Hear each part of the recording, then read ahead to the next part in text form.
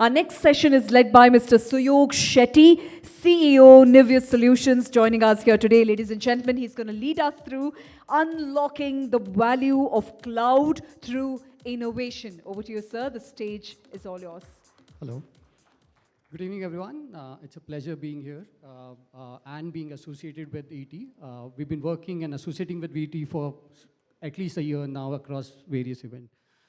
I think before I start off, I'm not sure how many of you guys are aware of Niveus. So I'll do a quick round of introduction of Niveus and what we do and our association with Google Cloud as well. All right.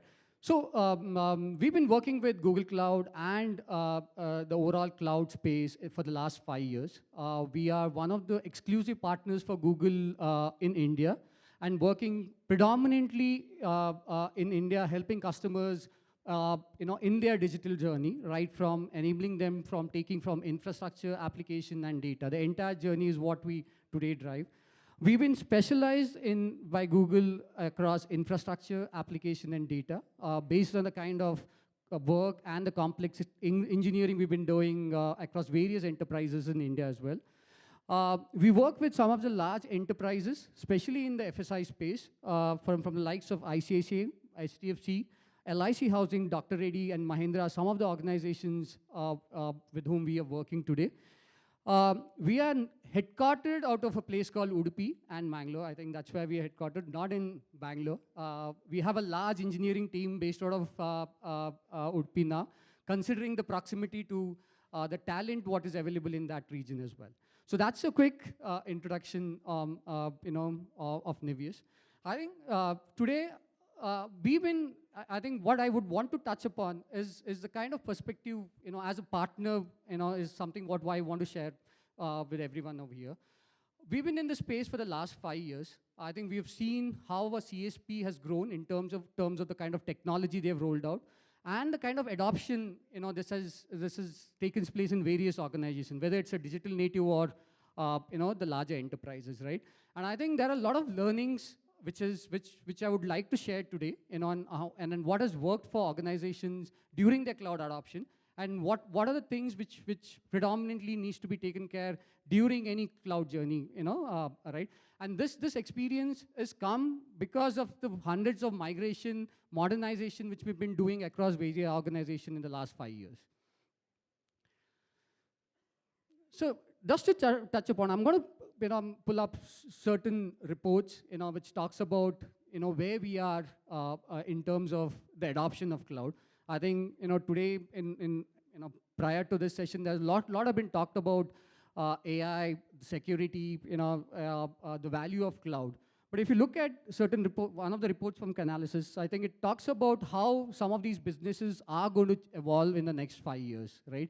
And I think cloud is being kind of empowering and kind of driving some of these innovation, which is supposed to be doing. If you look at our own journey, 3 years back, what we've seen, the kind of conversation we've been having, it's typically around migration of workloads, right? But today, I think that has moved towards, and linking towards the business values, right? I think earlier, a few of the customers where we were, it was, just to kind of move into cloud. I think the value of moving into cloud was not articulated well. But today, I think there has been a shift. We see customers, especially in the enterprise space, I think being able to articulate some of these problem statements and the reason why they need to move to cloud more clearly than what it was a few years back. So if you look at the overall growth, of the cloud market, I think it's still growing, right? I think especially in India, if you look at it, I think this year is estimated by Gartner about 27% year-on-year growth in terms of the cloud. And there's a significant movement in terms of how cloud is getting adopted across various organizations. While cloud native organizations have been, the drivers in kind of adopting cloud, we also see significant, adoption, especially in the enterprise spaces in the last 2 years, right? Not only in migrating the workload, but also in terms of modernizing some of their complex workloads, especially in the FSI space, in taking that to cloud, right? And what we have also seen is, in terms of, there are organizations who've been very successful in doing that, and organizations who where the journey has been, tough for various reasons, which I would touch upon in the subsequent slides. Now, if you talk to the customers who were the early adopters of cloud in the last few years, there are common problems, they would touch upon, right? And one of the big problems which they talk about is the kind of cloud spend which is happening, right? Because I think if you look at the initial, set of migrations and adoption which has happened, that is typically focused on just taking a workload from your on-prem and moving into cloud, right? Now, if your architectures and designs are not, being designed to a cloud native way, you're bound to kind of spend, and have issues on this one. This has been one of the biggest problems, where there has been an early adoption in terms of the cloud, and also overspend on cloud, right? So when you're talking about, because most of the decisions in terms of the migration has been just in terms of the cost, right? And there has no linkage towards the value what they would wanted to drive out of the cloud. And this has been the biggest problem today. And today, a lot of customers today whom we are talking to, I think we've been trying to address that through our own FinOps services on how we could help them to kind of manage and control spend on cloud at this point. But if you look at where the cloud was supposed to add value, right? I think there was a significant, when earlier, the cloud market opened up, a lot of services started open, there's a significant amount of business was supposed to be driving innovation, right? And, part of it in terms of optimizing cloud.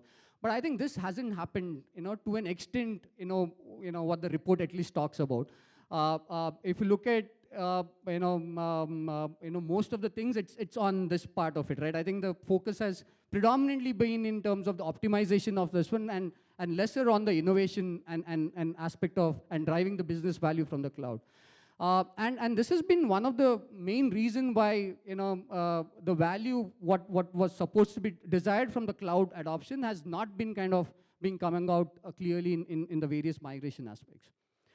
Like if you look at this report, which talks about the value, I think each industry, has a significant portion of, the top line, or I think one of the speakers talked about how it could add the top line value in terms of the adoption of the clouds. I think we see companies talking about it, but for a very significant, time in the last few years, I think we've not been looking at adopting cloud in terms of adding value in terms of the value and the top line as well, right? To give you, some of our customers who have been successfully doing this. So we've been working with LIC Housing Finance, and this is just before, COVID, when we started, migrating and helping them move their entire workload and also creating their digital journeys on cloud.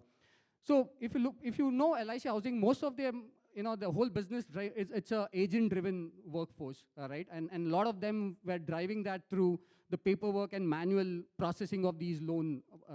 So in 2019, we kind of helped them automate and digitize their entire, loan disbursement process.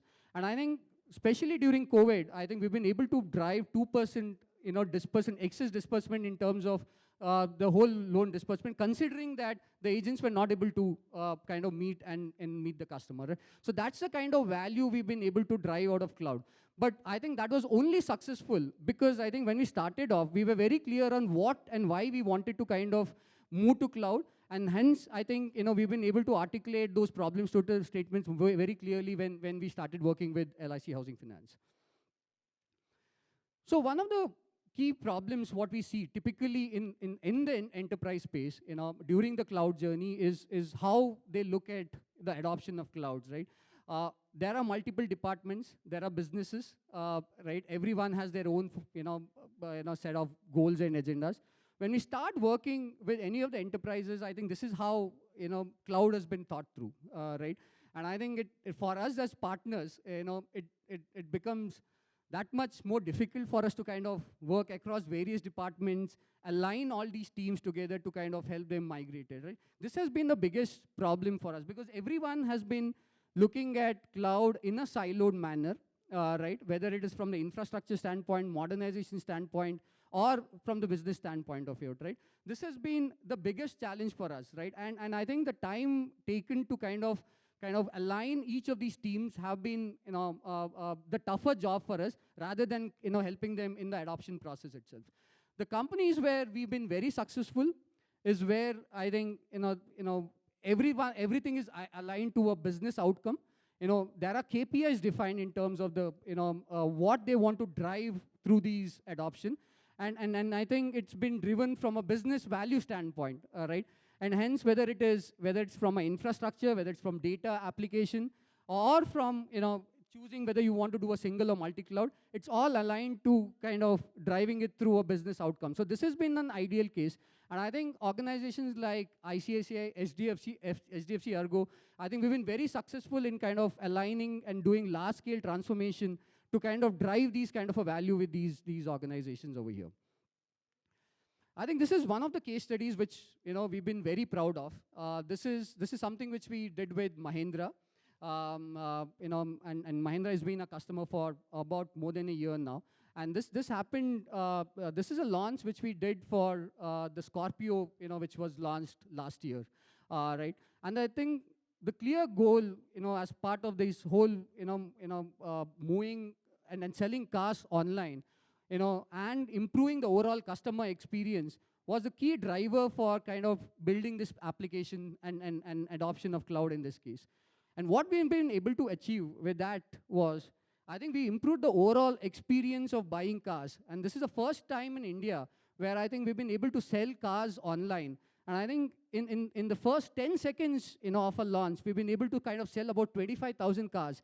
And within the first 30 minutes, I think about 1 lakh worth of 1 lakh cars worth about $2.3 billion, right? This is a very big case study. And I think this system was built which could handle close to about 60 lakh concurrent users, considering the kind of discounts which were available in the first 1 minute of the booking itself, right?